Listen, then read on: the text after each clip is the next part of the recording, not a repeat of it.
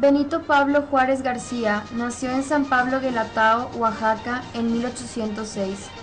Estudió en el Seminario de Santa Cruz, único plantel de secundaria que existía en Oaxaca. Posteriormente, Juárez estudió Derecho en el Instituto de Ciencias y Artes. Fue regidor del Ayuntamiento de Oaxaca en 1831 y diputado local en 1833. Durante algún tiempo vivió de su profesión defendiendo comunidades indígenas. Al ser derrocado de la presidencia el general Paredes Arrillaga, Juárez resultó electo diputado federal y le correspondió aprobar el préstamo que Gómez Farías había solicitado a la Iglesia para financiar la guerra contra Estados Unidos de América. Como gobernador de su estado natal, procuró el equilibrio económico y ejecutó obras públicas, caminos, reconstrucción del Palacio de Gobierno, fundación de escuelas normales, levantamiento de una carta geográfica y del plano de la ciudad de Oaxaca. Reorganizó la Guardia Nacional y dejó excedentes en el Tesoro.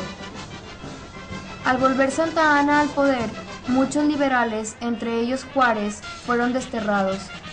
Juárez fue a Nueva Orleans, donde, sin descuidar su actividad política, desempeñó diversos oficios para ganarse la vida. Mientras tanto, en México se proclamó el Plan de Ayutla, que desconocía a Santa Anna como presidente. Al caer Santa Anna y llegar Juan Álvarez a la presidencia, nombró a Juárez ministro de Justicia e Instrucción Pública. Desde este ministerio expidió la ley sobre administración de justicia y orgánica de los tribunales de la nación, del distrito y territorios, con lo que fueron abolidos los fueros, privilegios que tenían los militares y el clero por encima de otras personas. Nombrado gobernador de Oaxaca, convocó a elecciones. Como resultado de ellas, fue reelecto. Benito Juárez promulgó en su estado la Constitución de 1857. Se le nombró ministro de Gobernación y posteriormente fue elegido presidente de la Suprema Corte de Justicia durante el gobierno del presidente Comonfort. Al desconocer Comonfort la Constitución de 1857 y dar un golpe de Estado, encarceló a diversos ciudadanos, entre ellos Juárez. Este acto de Comonfort desencadenó la Guerra de Reforma. Al ser liberado, el 11 de enero de 1858 asumió la presidencia en Guanajuato por el Ministerio de Ley. En julio de 1859, con apoyo del Grupo Liberal, expidió las leyes de reforma, las cuales eran: Ley de nacionalizaciones de bienes eclesiásticos, que vienen siendo los libros y obras de arte, pasan a bibliotecas y museos públicos. Ley del matrimonio civil. Se declara el matrimonio como contrato civil sin intervención de los sacerdotes. Ley del registro civil. El control y las estadísticas de los nacimientos, defunciones y matrimonios pasan al Estado. Ley de secularización de los cementerios. La administración de los cementerios queda a cargo de las autoridades civiles. Se prohíben los enterramientos dentro de los templos.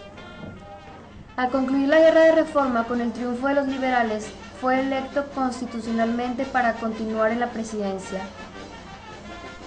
Al triunfo de la República, dijo en un célebre discurso: Mexicanos, encaminemos ahora todos nuestros esfuerzos a obtener y a consolidar los beneficios de la paz. Bajo sus auspicios, será eficaz la protección de las leyes y de las autoridades para los derechos de todos los habitantes de la República. Que el pueblo y el gobierno respeten los derechos de todos. Entre los individuos, como entre las naciones, el respeto al derecho ajeno es la paz. En octubre de 1867 fue reelecto presidente de la República. Se dedicó a organizar la situación económica del país, redujo el ejército, organizó una reforma educativa, ordenó sofocar los alzamientos militares y enfrentó la división de los liberales.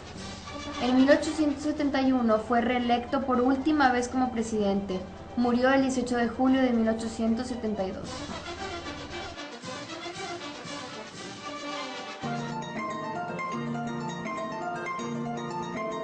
Don Sebastián Lerdo de Tejada. Nació en Jalapa, Veracruz, en 1823. Hijo de Juan Antonio Lerdo de Tejada y Corral y Concepción Corral y Bustillo. Político mexicano. Luchó junto al presidente Benito Juárez contra la invasión francesa de México. En 1871 se opuso a la reelección de Juárez y abandonó el Partido Liberal para construir su propia agrupación política, el Partido Lerdista. Fue nombrado presidente de la Suprema Corte de Justicia y tras la muerte de Juárez pasó a presidir el país entre 1872 y 1876. Lerdo continuó el proceso de cambio iniciado con las leyes de reforma de Juárez, cuya aplicación se había visto interrumpida por la intervención francesa. Como nuevo presidente, elevó estas leyes a la categoría de constitucionales. Su gestión económica no fue demasiado afortunada y se atrajo a la oposición de los católicos en el episodio conocido como la Revuelta Cristera. El año 1876, cuando había sido reelegido, tuvo lugar el alzamiento que encumbró a Porfirio Díaz en el poder. Lerdo emigró a Estados Unidos, donde pasó el resto de su vida.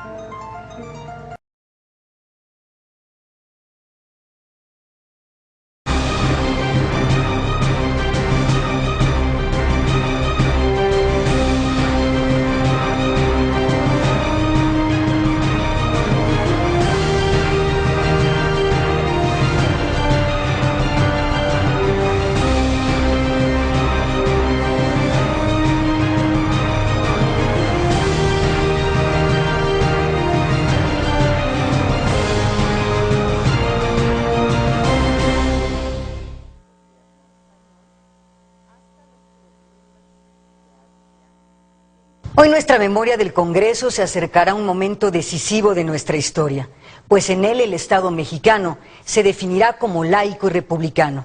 Ese momento tiene el rostro de Juárez y el de toda una generación de liberales. Es junio de 1857.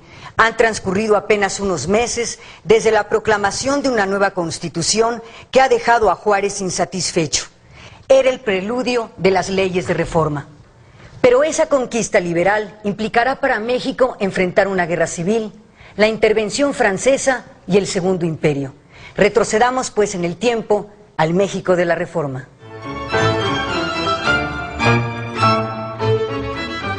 ...1855, 17 de agosto. Tras la revolución de Ayutla, Santana huye de la presidencia. Sale así, definitivamente, del escenario público de México. 14 de octubre, una junta de representantes estatales elige presidente provisional a Juan Álvarez, quien forma su gabinete con liberales puros como Melchor Ocampo, Benito Juárez, Ponciano Arriaga y Guillermo Prieto. Se promulga la Ley Juárez, que suprime los fueros militar y eclesiástico, lo cual posibilita la igualdad civil ante la ley. 11 de diciembre. Renuncia Juan Álvarez a la presidencia. Es relevado en el cargo por el liberal moderado Ignacio Comonfort. Comonfort enfrenta el movimiento poblano pro religión y fueros. Al vencerlo, expropia los bienes del Obispado de Puebla. Se promulga la Ley Lerdo, que desamortiza las fincas rústicas y urbanas, propiedad de corporaciones civiles y religiosas. Se promulga la Ley Iglesias, que prohíbe el cobro de obvenciones parroquiales a los pobres. 1856, 14 de febrero. Efectuadas las elecciones, se reúne el Congreso Constituyente. 1857, 5 de febrero. Se promulga la Constitución de 1857. Benito Juárez es elegido presidente de la Suprema Corte de Justicia. El Papa Pío IX condena los actos del gobierno liberal de México. Inspira al arzobispo Antonio Pelagio de la Bastida a iniciar una rebelión conservadora, por lo que es desterrado. Diciembre. El general Félix Zuloaga se pronuncia por un nuevo constituyente. México se aproxima a una guerra civil que durará 3 años. Para comprender esta etapa de la historia de México, que comprende la Guerra de los 3 años, las leyes de reforma, el Segundo Imperio y la restauración de la República, vamos a platicar con quienes verdaderamente saben del tema. Le damos la bienvenida al maestro Francisco Vigers, de la Universidad Panamericana y Escuela Libre de Derecho. Maestro, gracias. Muchísimas gracias por la invitación. Al contrario, Se encuentra también con nosotros el doctor Silvestre Villegas Revueltas del Instituto de Investigaciones Históricas de la UNAM. ¿Qué tal? ¿Cómo te va? El ángulo histórico, el ángulo jurídico. Vamos a intentar comprender esta etapa de la historia de México. Por favor, ayúdenos a entrar al contexto histórico que da lugar finalmente a la Guerra de los 3 años. Maestro, doctor, del ámbito histórico, por favor. Del ámbito histórico. Bueno, es muy interesante porque mediados del siglo XIX también implica un cambio generacional. Sí. O sea, las personas que llegan a actuar en los gabinetes de Comonfort en adelante son distintos de lo que teníamos en la época de Santana, ¿no? Si bien es cierto que otros, dijéramos el caso de la Fragua, de José Fernando Ramírez, etcétera, ya habían incursionado en diversos gobiernos, como grupo político, pongamos el caso de los liberales moderados, sí. Manuel Paino, José María Lafragua, Ezequiel Montes, Manuel Doblado, Manuel Siliceo, etcétera, los podemos concebir como una generación de políticos, en este caso son moderados, porque también los hay liberales radicales, pero también conservadores. Entonces estamos hablando, si los vemos generacionalmente, el obispo Munguía corresponde por edad lo mismo a Lafragua que a un radical como Juárez. Entonces, en ese sentido, vemos quiénes son los que van a actuar en esta segunda mitad del siglo XIX, sí. ¿no? Y por el otro lado, cuáles son esas posturas. Ya no vamos a hablar propiamente de centralistas y federalistas, a pesar de que el tema sigue presente a lo largo de toda nuestra historia nacional, pero ya van a ser otro tipo de categorías, otro tipo de, digamos, de preocupaciones que si bien están latentes en los años 20, 30, en los años 50 y 60 va a tener una lectura distinta, ¿no? Entonces, sí hay que entender, en el caso de nuestra visión del siglo XXI, estos matices, ¿no?, acerca de los distintos tipos de liberalismo, de conservadurismo y de cómo, además, hay cuestiones que los liberales pueden ser conservadores o que los conservadores también son liberales. Como comentó el maestro, una serie de matices sobre liberales y conservadores y por qué surgen estas tendencias. Sí. Cuando viene el primer ensayo del México independiente, de nuestra independencia, vienen todas las repúblicas centrales y federales, todos los intentos de gobierno, organización. Derivado de la profunda decepción que surgen en algunos ciudadanos estos intentos fallidos, y con la guerra de reforma se van a perfilar las posturas liberales y conservadoras. Sí. No podemos hablar nosotros de un partido conservador, propiamente dicho, sino hasta la época que el don Lucas Alamán, en 1849, en el Periódico Universal, empieza a dar los fundamentos. Por el otro lado, el término conservador aparece hasta la década de los 30, con José María Tornelli Mendeville, que es un general conservador, donde manifiesta que la religión es el principio conservador de las sociedades. Es la primera ocasión que se empieza a utilizar este tema. Muy bien. En el caso también de los conservadores, se empieza a volver la visión un poco hacia la monarquía, porque los intentos de república central y federal realmente no funcionaron. ¿Sí? Ahora, desde el punto de vista liberal, ¿qué implica ser liberal? En términos generales, ser liberal implica que entre el individuo y el Estado lleva una relación inmediata, sin corporaciones intermedias, ¿sí? En términos simplistas. Por el lado conservador, no podemos ser tan taxativos y decir que el conservador solamente quiere un retorno al pasado. Quiere las estructuras sociales y religiosas que hubo en la época de la colonia. Ningún conservador en su sano juicio pensó en un momento dado un retorno al imperio colonial. Jamás lo pensó. A diferencia del liberalismo, quiere también un cambio en las estructuras económicas, pero un cambio paulatino, no radical. El liberal quiere un cambio mucho más acelerado. Todo esto nos lleva a concluir que en términos generales los puntos de contacto entre liberales y conservadores son mucho más cercanos que lo que realmente se piensa. Uno puede pensar que los conservadores todos querían un régimen central, no es exacto. Continuamos.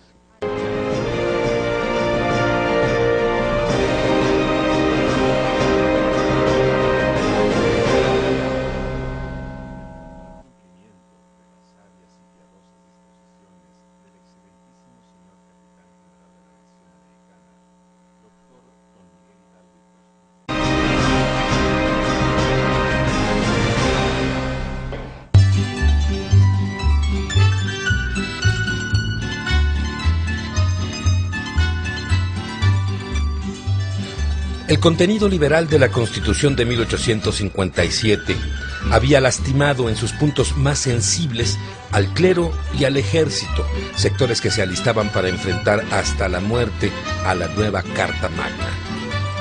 Y es que el Grupo Liberal Constituyente de 1856-1857, en donde se encontraban Ponciano Arriaga, Francisco Zarco, Guillermo Prieto, entre otros, habían logrado la ratificación de las leyes reformistas de Juárez y Lerdo sobre la igualdad ante la ley, la reforma al sistema tributario y la división de las propiedades corporativas.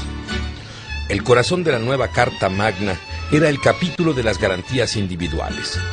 Pero el tema más ríspido en el debate lo había centrado la libertad de cultos. Y es que si bien no se logró la reforma para el establecimiento de un Estado laico, ninguna disposición prohibió la tolerancia religiosa, con lo cual la libertad de cultos quedó en los hechos permitida. Otra reforma importante se establece en el artículo 3, la libre enseñanza. En el 123, el derecho del Estado para legislar en materia de cultos, y en el 7º, una de las libertades más sublimes, la de prensa. Estas, entre otras reformas, habían herido a los grupos más influyentes de la época. Proclamada la Constitución, vendría el contragolpe. Los conservadores se levantan en armas con el Plan de Tacubaya. Iniciaba la guerra civil conocida como Guerra de Reforma, que durante 3 años enfrentará a los mexicanos. La lucha más cruenta desde la independencia. El 17 de diciembre de 1857, Félix Zuloaga proclama el Plan de Tacubaya, en el que desconoce la Constitución. Considerando que la mayoría de los pueblos no ha quedado satisfecho con la carta fundamental que le dieran sus mandatarios, porque ella no ha sabido hermanar el progreso con el orden y la libertad, y porque la oscuridad, en muchas de sus disposiciones, ha sido el germen de la guerra civil, considerando que la fuerza armada no debe sostener lo que la nación no quiere, y sí ser el apoyo y la defensa de la voluntad pública, bien expresada ya de todas maneras, se declara, desde esta fecha, cesará de regir en la República la Constitución de 1857. El Plan de Tacubaya mantenía al presidente Comonfort en el poder, con facultades omnímodas para 2 propósitos fundamentales: pacificar la nación y convocar a un Congreso extraordinario para que redactara una nueva Constitución.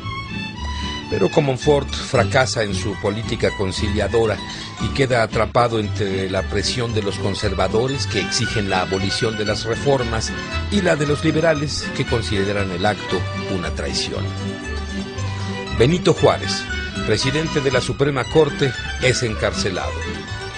Los primeros días de enero de 1858, las guarniciones de México y Tacubaya desconocen a Comonfort y se pronuncian por Zuloaga como presidente.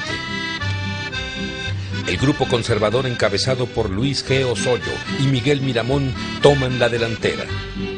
Vencido, Comonfort firma un armisticio y sale del país, pero antes intenta rectificar su huella en la historia de México. Libera a Juárez.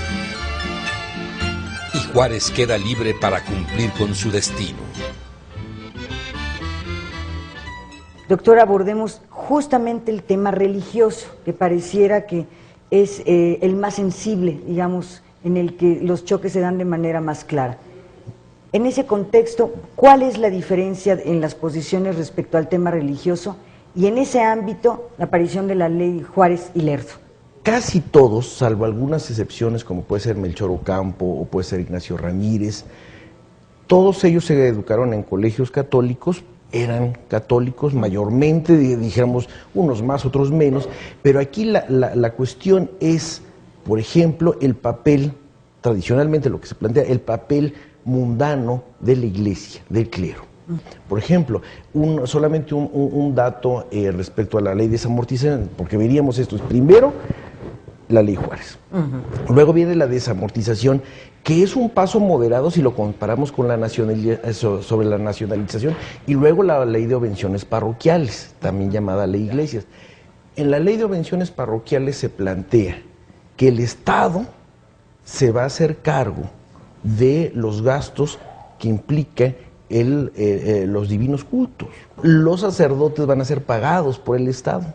Y entonces, en este caso, la jerarquía eclesiástica dice, y entonces nos convertiríamos en unos burócratas. Yo creo que son varias lecturas. Una es la parte jurídica, propiamente lo que implica la ley. Luego, la otra que es la conciencia de cada uno de nosotros, porque además yo simplemente le pondré un ejemplo. La ley dice, en un momento dado, el culto externo, lo que serían las procesiones, las fiestas, etcétera. Y el obispo Espinosa le responde al ministro, ¿qué sería del catolicismo sin su culto externo? El culto externo es igual que lo que nosotros creemos en nuestra esfera interior. Entonces son discusiones muy interesantes y yo creo que hay que verlas así. Desde el punto de vista económica es una lectura, la segunda lo que se refiere propiamente a los dogmas. Exacto. Y en fin, yo creo que vale la pena inclusive hasta el punto de vista internacional, que es la desamortización y los intereses de ingleses y franceses en una serie de propiedades inmuebles a lo largo del territorio nacional, y ese también es un factor de presión a nivel internacional que va a estar presente en el Segundo Imperio. El punto de vista jurídico, maestro. La lectura económica es acertada desde el punto de vista que se requería una cantidad de dinero para hacer frente a tantos años de guerras, con un erario completamente desgastado. Finalmente, también podemos ver que muchos de los procedimientos jurídicamente hablando no fueron correctos. El caso concreto, por ejemplo, de la ley Lerdo, esta ley, el título rezaba que era desamortización de las comunidades civiles y eclesiásticas. Tuvo que venir una circular posterior a aclarar exactamente cuál era el alcance. Porque realmente, si bien en un inicio hubo problemas por las cuestiones eclesiásticas, pues finalmente, en concordancia con el liberalismo, también se trataba de terminar la relación a través de corporaciones entre el Estado y el individuo. Y obviamente los indígenas se sublevaron y se molestaron muchísimo. Entonces fue una falta de técnica jurídica. Inclusive, si en un momento procedió una indemnización, ya con la ley Juárez, subida a ley de reforma en 1859, pues se viene a dar el tasajazo final y dice, nada, te expropio y me quedo con tus bienes, y se acaba, ¿no? Se perfecciona pues jurídicamente en un primer momento la ley Lerdo con las leyes de reforma de Juárez. A nivel jurídico, obviamente, el remato principal es que se elevan en 1874 a la Constitución. En esta época se ha tachado mucho a nivel jurídico de que las leyes de reforma fueron inconstitucionales, no tanto anticonstitucionales, porque la Constitución del 57 previó algunas cuestiones de manera muy somera. Finalmente, su incardinación en la Constitución del 57 es lo que le da el ropaje jurídico formal en toda la estructura del Estado. Pues imagínese usted ese México, un México pues con un escenario francamente difícil, porque además, como bien señala el maestro, a nivel internacional también había presiones. Vamos a hacer una pausa y regresamos con esos temas.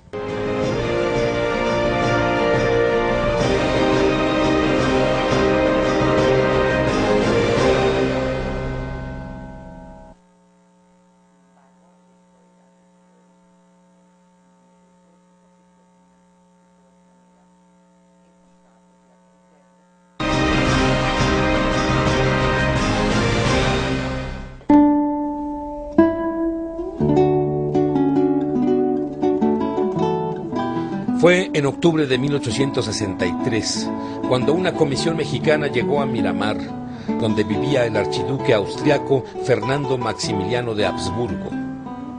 José María Estrada, quien encabezaba el grupo, ofreció el país al futuro emperador.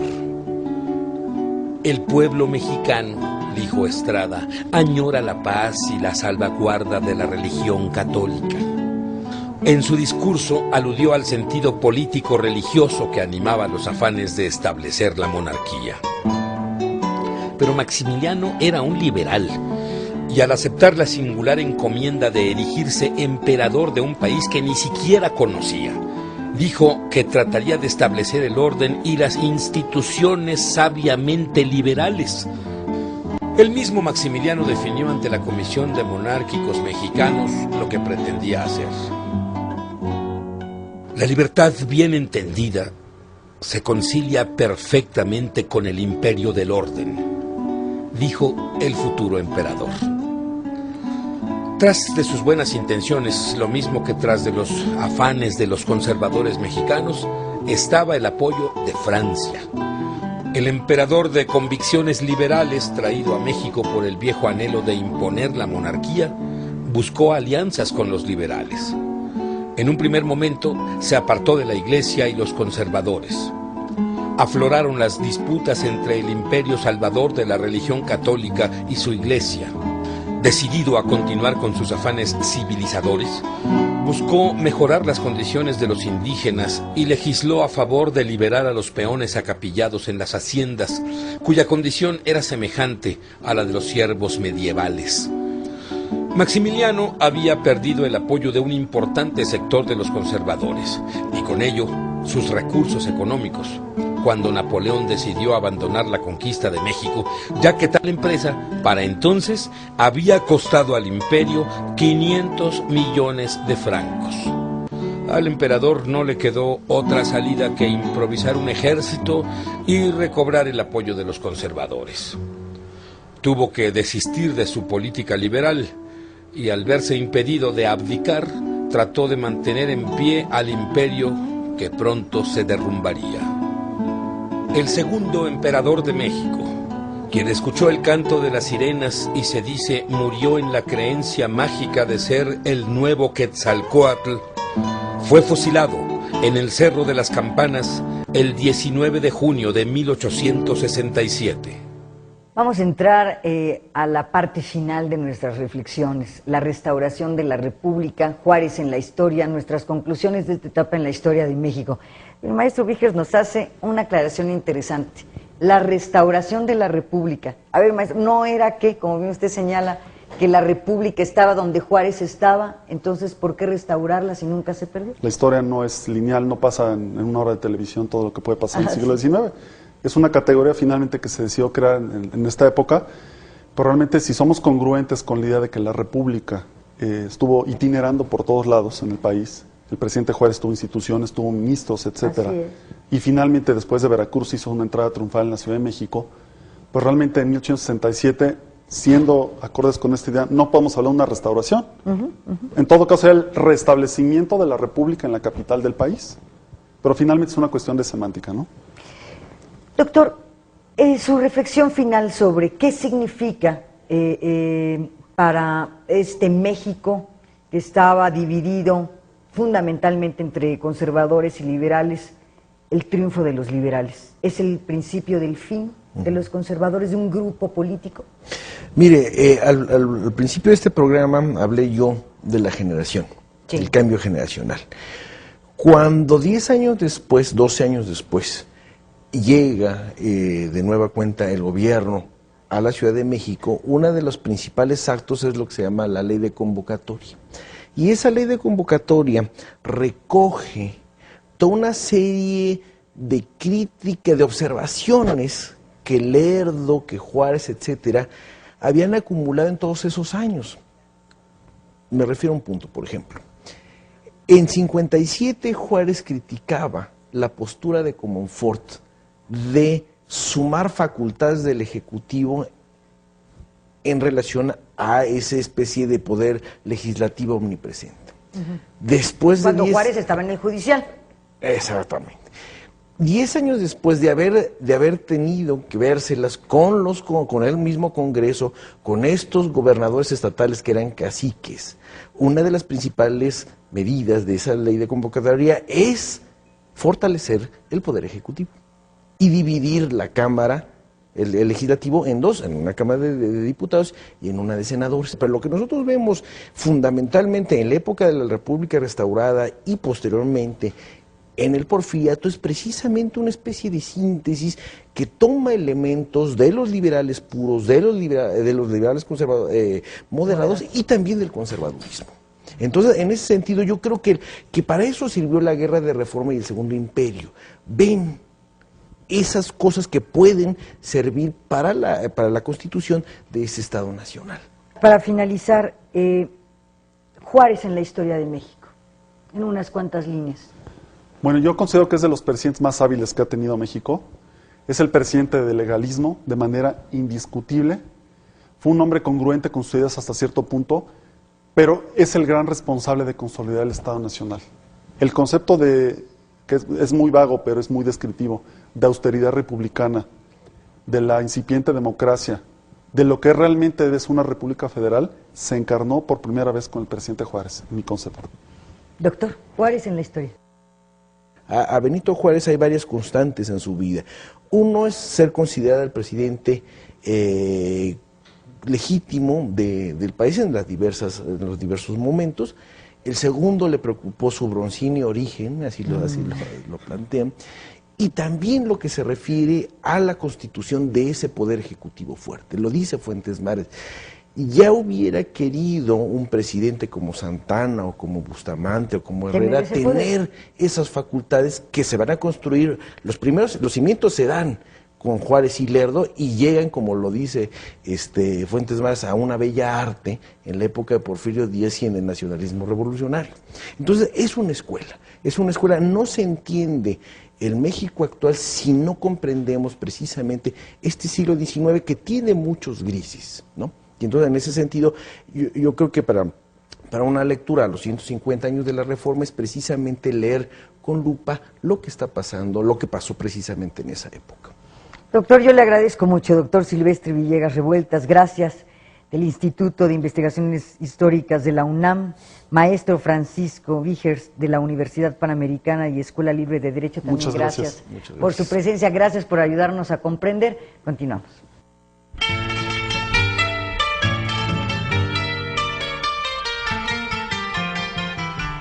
Benito Juárez y su lugar en la historia.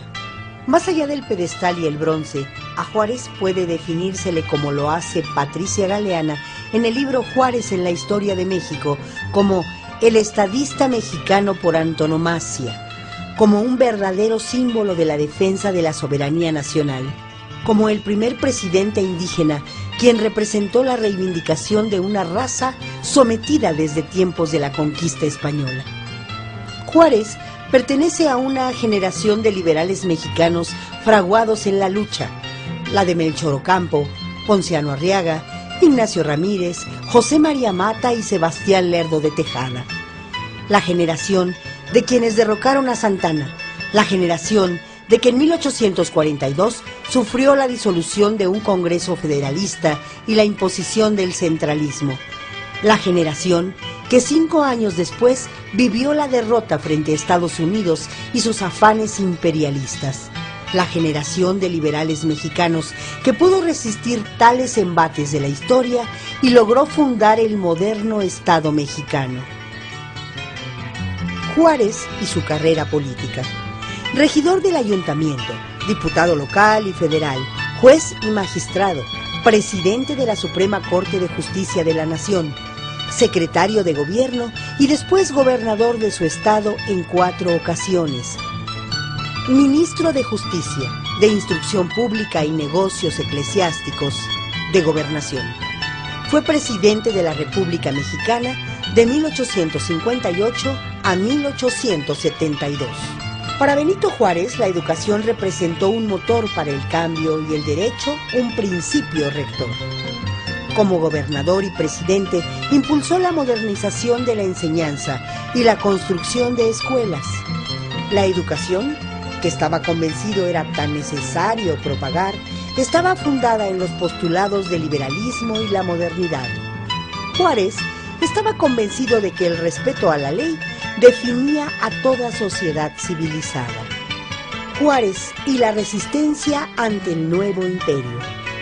Aquel presidente que gobernaba a salto de mata, quien con los suyos llevaba la nación a cuestas, en 1864 lanzó un manifiesto, exhortando a los mexicanos a seguir en la lucha que tiempo después rendiría el fruto de la victoria.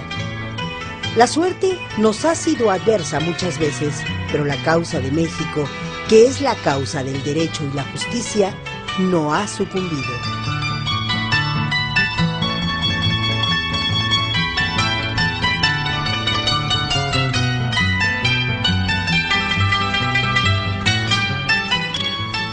Con la reforma y el rechazo al Segundo Imperio, México adquiere la plenitud de su desarrollo como Estado al consolidar sus instituciones republicanas. El 17 de julio de 1872 muere la figura central de esa obra, Benito Juárez, quien dejará su huella en el rostro de México.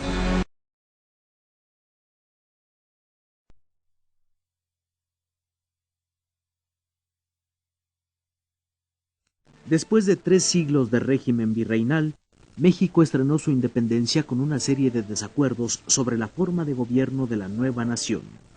Para 1835, el país había pasado por la monarquía y varios intentos por establecer una república federal.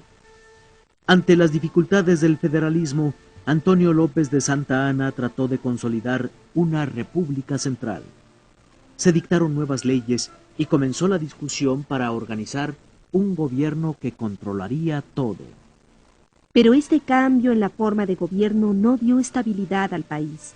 Al contrario, las zonas más alejadas de la capital iniciaron protestas contra el centralismo. Hubo revueltas que llegaron hasta la Ciudad de México.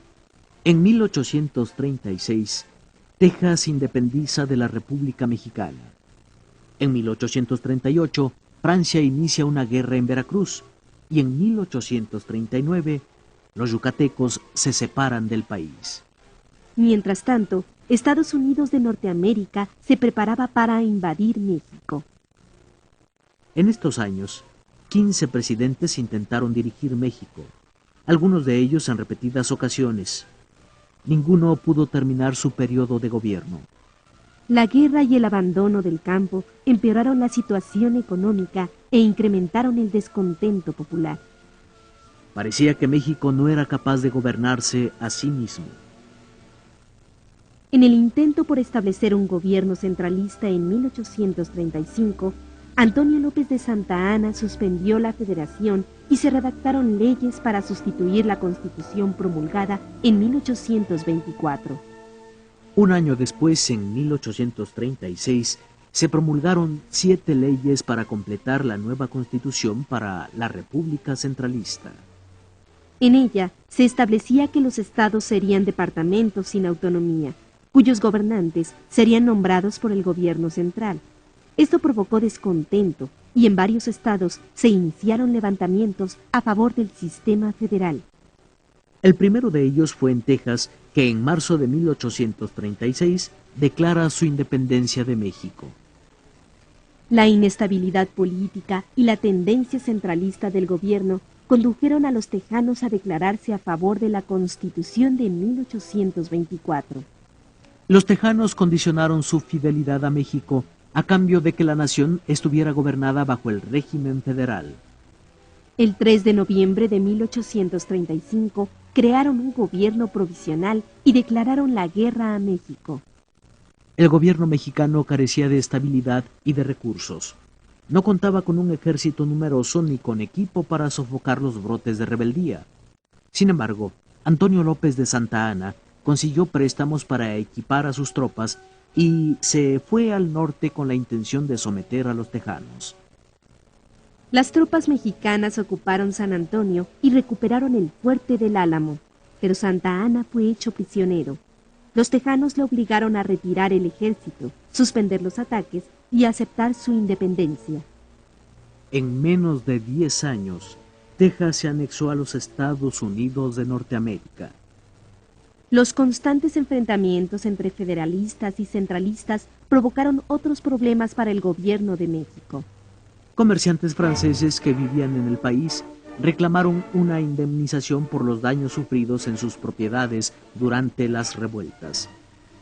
Tan solo uno de ellos, un pastelero, pedía una compensación por 60,000 pesos de aquel entonces. La cantidad total de los reclamos alcanzaba los 600,000 pesos.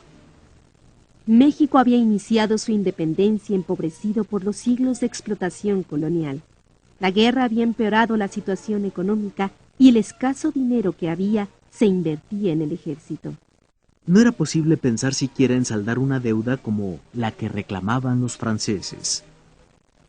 Esto fue el pretexto para que en noviembre de 1838 una flota francesa bloqueara el puerto de Veracruz y declarara la guerra a México. En la batalla murieron muchos hombres. Santa Anna perdió una pierna al intentar un contraataque y se rindió. México perdió la guerra que, por el reclamo de aquel pastelero, se le conoce como la Guerra de los Pasteles. Poco después estalló otro conflicto contra el centralismo. Esta vez, en Yucatán. Los yucatecos querían mantener su autonomía y ser parte de México, pero regidos por una constitución federalista. En 1839 iniciaron un movimiento contra el centralismo. Yucatán se separó de México y se reintegró, cada vez que parecía que el país volvería al régimen federal. Fue hasta agosto de 1848, después de la Guerra de Castas, que Yucatán regresó definitivamente a la federación. Además de los problemas con Texas, los franceses y Yucatán, durante la década que duró el centralismo en México, hubo varias sublevaciones militares. La mayor fue la del general Mariano Paredes y Arrillaga. Su demanda de reformar la Constitución y cambiar al presidente fue apoyada en muchos lugares. Antonio López de Santa Anna asumió el poder por sexta vez, aunque solo provisionalmente para convocar a elecciones. En 1843, una junta de ciudadanos se encargó de formular las bases orgánicas del régimen centralista.